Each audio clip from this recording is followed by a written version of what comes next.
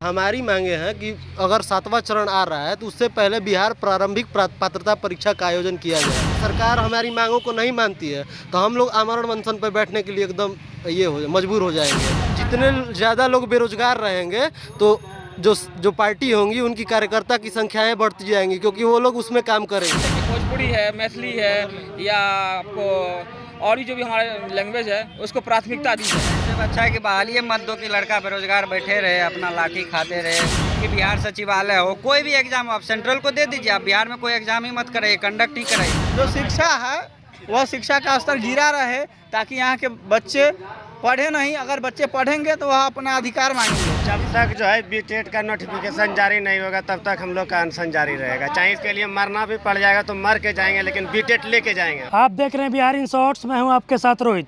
इस वक्त हम मौजूद हैं गर्दनीबाग धरना स्थल पे। मेरे साथ बीटेट के अभ्यर्थी हैं जो कि अपनी मांगों को लेकर धरना स्थल पर बैठे थे। इससे पहले ये लोग गांधी मैदान कारगिल चौक पे भी एक बार प्रदर्शन कर चुके हैं। क्या कुछ इनकी मांगे, आइए इनसे बातें करते हैं। क्या नाम हुआ? मेरा नाम अश्विन दुबे हुआ। हमारी मांगे हैं कि अगर 7वां चरण आ रहा है तो उससे पहले बिहार प्रारंभिक पात्रता परीक्षा का आयोजन किया जाए, क्योंकि 2017 के बाद अभी तक भी एक बार भी बीटेट का आयोजन नहीं किया गया है, जिसको ध्यान में रखते हुए हम लोग लगातार सरकार को ज्ञापन भी दे रहे हैं, लेकिन सरकार हमारी मांगों को नहीं मान रही है, जिससे हम लोग आज से अनिश्चितकालीन धरना पे बैठे हुए हैं। अच्छा, इसके पहले आप लोग कारगिल चौक पे भी गए थे? जी बिल्कुल, हम लोग कारगिल चौक से होते हुए सचिवालय जाने का गए, लेकिन सचिवालय पे हम लोगों को रोका गया। तो सचिवालय पे रोका गया तो हम लोग वहीं से फिर वापस आ गए। अपनी मांगों को फिर हम लोग रख नहीं पाया सही तरीके से, इसलिए आज हम लोग पूरा तैयारी के साथ आज हम लोग धरना पे आज से अनिश्चितकालीन बैठेंगे। अनिश्चितकालीन धरने पे बैठिएगा तो क्या पूरा हो जाएगा? देखिए, सरकार के पास हम अपनी मांग जो है संवैधानिक तरीके से जो रखने का तरीका है उसके अनुसार हम अपना रखना चाहेंगे। सरकार क्या करेगी इसके अनुसार हम लोग देखा जाएगा कि आगे अगर सरकार हमारी मांगों को नहीं मानती है तो हम लोग आमरण अनशन पर बैठने के लिए एकदम मजबूर हो जाएंगे। मतलब सरकार के किसी भी आला अधिकारी से आप लोग मिलने गए? जी बिल्कुल मिलने गए हैं। हमारे द्वारा शिक्षा मंत्री को, अपर मुख्य सचिव जी को लगातार ज्ञापन दिया जा रहा है, लेकिन कोई भी हमारी बातों को नहीं मान रहा है। सरकार तो ये चाह रही है कि जितने ज़्यादा लोग बेरोजगार रहेंगे तो जो पार्टी होंगी उनकी कार्यकर्ता की संख्याएं बढ़ती जाएंगी, क्योंकि वो लोग उसमें काम करेंगे। क्योंकि बेरोजगार रहेंगे तो इधर उधर रोड पे घूमेंगे, इसलिए ये लोग का सरकार की पूरी मंशा है कि ये किया जाए, क्या बोलते हैं, बीटेट का आयोजन ना किया जाए और किसी भी सरकारी नौकरी से पहले लफड़ा कोई ना कोई अटका दिए जाते हैं। सरकार का मंशा है कि युवाओं को बेरोजगार रखा जाए ताकि पार्टी में कार्यकर्ता की संख्या बढ़े। जी बिल्कुल बिल्कुल। बिहार को शिक्षा से वंचित किया। जी बिल्कुल। आप बताइए सर, क्या मांगे आप लोग बैठे हैं? देखिए सर, हमारा यही मांग है। हमारा मांग बिल्कुल संवैधानिक है। हमारा मांग संविधान पे बेस है। हमारा मांग है जो बिहार में 7वें चरण की प्रारंभिक शिक्षक बहाली होने को जा रही है, उससे पहले हम बिहार सरकार बिहार प्रारंभिक शिक्षक पात्रता परीक्षा कराए, जो बिल्कुल संवैधानिक मांग है। इसको बहुत सारे प्रूफ से आप साबित कर सकते हैं। इस चीज़ का पात्रता परीक्षा करें? यह शिक्षक की पात्रता परीक्षा है, बिहार प्रारंभिक 1 to 8 शिक्षक पात्रता परीक्षा। ये हम लोग का बहुत सारा गवर्नमेंट का शिक्षा का अधिकार कानून है, जहाँ ये बताता है कि बीटेट साल में एक बार होना ही चाहिए। जैसे में आपको एनसीटी हो गया, वो कहती है केंद्र या राज्य स्तर पे, ना ही 2021 में केंद्र स्तर पर भी नहीं, राज्य स्तर पर भी है। तो बिहार में आप इतनी बारी बहाली लाने जा रहे हैं बिना किसी पात्रता परीक्षा के, साफ एनसीटी का बेलना है। आरटी 2009 भी बोलती है कि एक बार राज्य सरकार को साल में एक बार बिहार शिक्षक पात्रता परीक्षा लेंगे, लेकिन उन्होंने नहीं लिया है अभी तक। 2015-16 का हाईकोर्ट का जजमेंट था, जो कि 6ठे चरण से पहले इसी तरह बीटेट नहीं हो रहा था। उन लोगों ने हाईकोर्ट में केस करके उसको जीता और 6ठे चरण से पहले बीटेट हुआ। लेकिन साथ ही साथ एक बात और हुआ, उसमें लिखा गया कि जो बिहार गवर्नमेंट को साल में एक बार पात्रता परीक्षा लेनी है, उस जजमेंट में ये भी लिखा गया।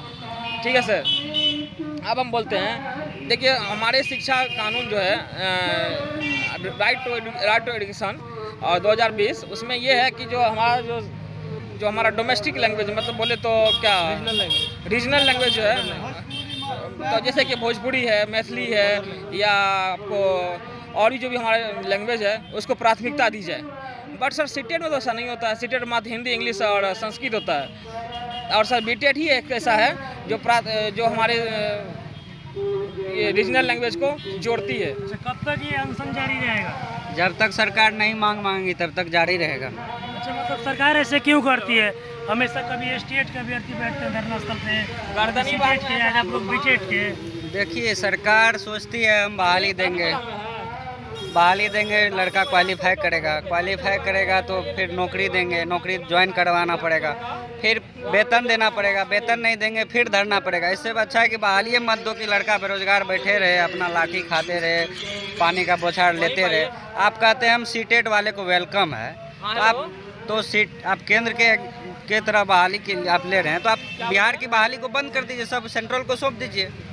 कोई बहाली आप क्यों लेना चाहते हैं? तो सेंट्रल को सौंप दीजिए, बीपीएससी हो कि बिहार सचिवालय हो, कोई भी एग्जाम आप सेंट्रल को दे दीजिए। आप बिहार में कोई एग्जाम ही मत कराइए, कंडक्ट ही कराइए, मत कराइए। आप कहने सीटेट वाले को वेलकम, तो बीटेट वाले बिहार की लैंग्वेज कहाँ जाएगी? तो इसमें तो बिहार की लैंग्वेज जो है हम लोग की वो तो ख़त्म हो जाएगी। मैथिली है, भोजपुरी है, और जो अभी नया एजुकेशन पॉलिसी आया है उसमें कहा गया है कि रीजनल लैंग्वेज में पढ़ाना है बच्चे को, जो प्राइमरी स्तर के जो बच्चे को आपको लोकल लैंग्वेज में पढ़ाना। तो जो मातृभाषा में जब पढ़ाना है तो मातृभाषा वाले बच्चे आएंगे कहाँ? जब आप अदर जो टेट के माध्यम से जब उन लोग को बहाली कराइएगा तो उन लोग को पता ही नहीं रहेगा मातृभाषा। इसके पहले आप लोग कारगिल चौक पे भी गए थे? जी। अच्छा, सरकार के किसी आला अधिकारी से मिलने गए? वहाँ पे जो रवि प्रकाश सर है उनसे मुलाकात किया गया, क्या आश्वासन क्या मिला? उनको ज्ञापन दिया गया, तो उन्होंने जो बताया वहाँ पे वह आश्वासन हम लोग के पक्ष में था, लेकिन अब वह जो कर रहे हैं बिल्कुल गलत कर रहे हैं। अब वहाँ तो आश्वासन देकर फिर बाद में कुछ और कर देते, तो इसी कारण से यह धरना।